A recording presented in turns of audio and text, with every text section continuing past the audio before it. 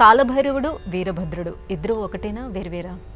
కాలభైరవ అవతారము రావటానికి కారణము, వీరభద్ర అవతారం రావటానికి కారణము వేరువేరు. ఇద్దరు వేరువేరు సందర్భాలలో అవతరించిన శివమూర్తులు. అహంకారం ప్రబలి బ్రహ్మదేవుడు అంతా నా ప్రయోజకత్వమే అనుకుంటున్నటువంటి సమయంలో శివుడు అవతరింపజేసిన మాయ కారణంగా శ్రీ మహావిష్ణువు కూడా ఈ బ్రహ్మదేవుడు తాను అవతరింపజేశానంటాడేమిటి, ఈ సకల చరాచర సృష్టిని నేను కదా దానికి కారణము అన్నటువంటి తర్కంతో ఇద్దరూ వాదులాడుకుంటున్న సమయంలో శివమూర్తి అక్కడ ప్రత్యక్షమయ్యాడు. ఆయనను చూచి 5 తలల బ్రహ్మదేవుడు వికటాట్టహాసం చేశాడు. అది సహించలేనటువంటి శివుడు తన భృకుటి ముడివేశాడు. ఆ ముడివేయబడిన భృకుటి నుంచి ఆయన కోపం రూపమంతా కాలభైరవుడిగా అవతరించి బ్రహ్మదేవుడి 5వ తలను గోటితో ఖండించింది. బ్రహ్మహత్యాపాతకం కారణంగా అది శివుడి తల చేతికి అలానే అంటుకుపోయింది. దాన్ని పోగొట్టుకోవటం కోసం కాశీపురానికి వెళ్ళాడు. అక్కడ కాలభైరవుడిగా, క్షేత్రపాలకుడిగా అందరి పాపాలను పోగొడుతూ స్థిరంగా నిలబడ్డాడు. అందుకే పాపం ఎక్కడా పోగొట్టుకోలేకపోతే కాశీకి వెళితే ఆ పాపం పోతుందిట. ఎక్కడ చేసిన పాపమైనా పాపాల భైరవుడు అని మనం అంటూ ఉంటాం. అంటే పాపాన్ని పోగొట్టగలిగినటువంటి కాలభైరవ స్వరూపం శివస్వరూపం.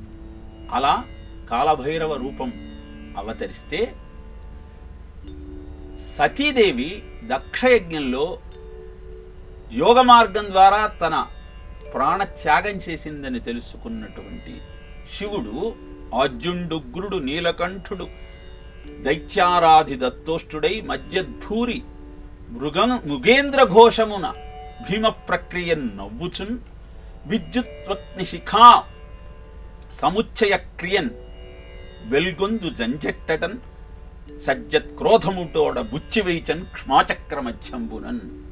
తెలిసిన మరుక్షణం శివుడు తన జటాజుటాన్ని పెరికి నేల మీద కొట్టగానే అభ్రంలిహాదభ్ర విభ్రమాభ్రమ భ్రమకృన్నీల దీర్ఘ శరీరం అమర ప్రజ్వలన జ్వలన దీప్త జ్వాలికా జ్వాల జ్వాజ్జల్యమాన కేశములు మెరయ చండ దిగ్వేదండ శుంఠావ దోర్దండ సాహస్ర ధృతిహేతి సంఘమొప్ప వీక్షణ ద్యుతిత్రయ వీక్షణత్రయలోక వీక్షణతతి దుర్నిరీక్షముగను క్రకచ కఠిన కరాళ దంశలు వెలుంగ ఘన కపాలాస్తి మాలలు వెరయ అఖిల లోక భయంకరుడగుచు వీరభద్రుడు దయించే మారట రుద్రుడగుచు అంటూ వీరభద్ర అవతారం ఏ విధంగా ఆవిష్కరింపబడిందో, 1000 చేతులలోనూ కపాలమాలాధర ఖట్వంగ ఖడ్గ చర్మ పరశు పాశాంకుచ ఢమరుక మృగశూల చాప బాణ గదా శక్తి డిండి వాల తోమల ముసల ముసండ ముద్గరీ ప్రాస పరిగ పట్టిక శతుగ్ని చక్రాబ్జాయుధ భీకరకర సహస్రదంశ కరాళవదన అంటూ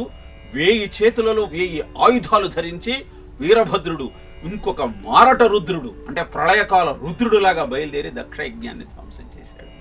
ఇలా వీరభద్ర అవతారం యొక్క ప్రయోజనము, కాలభైరవ అవతారం యొక్క ప్రయోజనము వేరువేరుగా ఉండి ప్రజలనందరినీ కరుణిస్తున్న అద్భుతమైన శివ అంశలే అన్న సత్యాన్ని మనం గుర్తిస్తే జీవితం ధన్యమవుతుంది.